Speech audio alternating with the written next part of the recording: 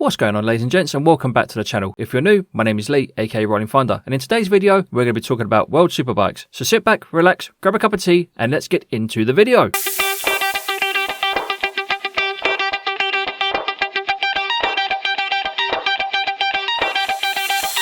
So ladies and gents, how are we all doing? I hope you're doing well. In today's video, we're talking about breaking news in World Superbikes. First item of breaking news is that Scott Redding is leaving the factory Ducati team to go to the factory BMW team. I have done a video on this, so if you haven't seen that yet, I'll be sure to put a link in the card above so you guys can go and check that out. With the arrival of Scott Redding to the factory BMW team, that means that former World Superbike champion Tom Sykes no longer has a ride for 2022 at this moment in time. After being told that he is surplus to requirements within the factory BMW setup, Tom Sykes will be looking for a new team for 2022. Speaking on the Friday of Navarra about his future, Sykes also stated there are some very competitive rides remaining and there's been some shuffling of seats. All we need to do now is react in a positive way and try to find the best solution. When speaking about the prospect of being a factory supported BMW rider but in an independent team, Sykes said, of course it would be an interest if I have some people in my corner. If I could look at taking some people with me and it is a factory contract, factory support, then of course it is of interest. It has also been rumoured that Tom Sykes is linked with the potential move to the HRC project. When asked about this, Tom Sykes was quoted as saying that the bike is a big name and a fantastic brand, and he is also good mates with Leon Camio, who is currently the manager of the HRC team. This, of course, does give him a bit of a foot in when it comes to looking at another team, but we'll wait and see what happens. However, when approached, Leon Camio neither confirmed nor denied that this was a potential move. All he has said is that there has been some interesting things going on behind the scenes, and he's very interested in what's going on for next year. As mentioned in a previous video, there were rumours of where Alvaro Bautista was going for 2022, and that has recently been confirmed as he's heading back to the factory Ducati team, hopefully to try and go one better than he did last time when he rode for them and hopefully win the World Superbike title in 2022. In other news, riders that have confirmed as staying with their current teams are Jonathan Rea and Alex Lowes in the KRT factory Kawasaki team, Toprak Razgatoglu in the Pata Yamaha team, whilst Garrett Gerloff has confirmed that he is staying with a Yamaha team but may not be staying with the GRT Yamaha team for 2022. In other news, one big name that may potentially be moving back into World Superbikes is Danilo Petrucci. Twice a MotoGP Grand Prix winner and not retained by KTM for 2022, the likeable Italian started his career in the World Superbike paddock by finishing as runner-up in the FIM Superstock European Championship. When interviewed by Sky Sports MotoGP during the Styrian Grand Prix, Petrucci was quoted as saying, "I have to look at other rides in World Superbike or maybe switch to off-road categories. Going to World Superbike is an option. I hope to get back to enjoying riding and fighting for wins. If it can happen in World Superbike or somewhere else, it would be great." So what does that mean for Petrucci in 2022? No one really knows yet. Until he decides where he wants to go or what he wants to do, we'll have to just wait and see. But it would be nice to see the likeable Italian back in World Superbikes, in my honest opinion. With regards to the current standings in World Superbikes as they stand at the moment, in first position we've got Toprak Razgatoglu with 311 points, Jonathan Rea in second with 311 points, and Scott Redding in third with 273 points. The shift at the top of the standings in World Superbikes is the result of Jonathan Rea having 4 bad results over the last 2 weekends of racing, which sees Toprak Razgatoglu take over the lead at this current time. It's also been rumoured that the run of bad results for Jonathan Rea is down to the fact that his Kawasaki doesn't have the same top end as the Ducatis. Whether this is true or not, I don't really know. But one thing's for definite, ladies and gents, the remaining races of this season are going to be very interesting to watch. So what can we look forward to for the rest of the season? Will Jonathan Rea get title number 7? Will Scott Redding get his first ever World Superbike title? Or will we see the emergence of the first ever Turkish World Superbike champion in Toprak Razgatoglu? I for one cannot wait to see what happens at the end of the season and going into 2022. Will we see the emergence of some new faces? Will we see the returning of brands such as Suzuki and Aprilia to the world stage? Who knows? But I tell you one thing, ladies and gents, I cannot wait. As always, ladies and gents, thanks for sticking around to the end of the video. If you could do me a massive favour and just smash that thumbs up button, it does help me with the YouTube algorithm. And as always, ladies and gents, you have been awesome. I have been Lee, aka Rollin Thunder, saying look after yourselves, look after each other, stay safe on the roads, be aware of COVID-19, and as always, adios!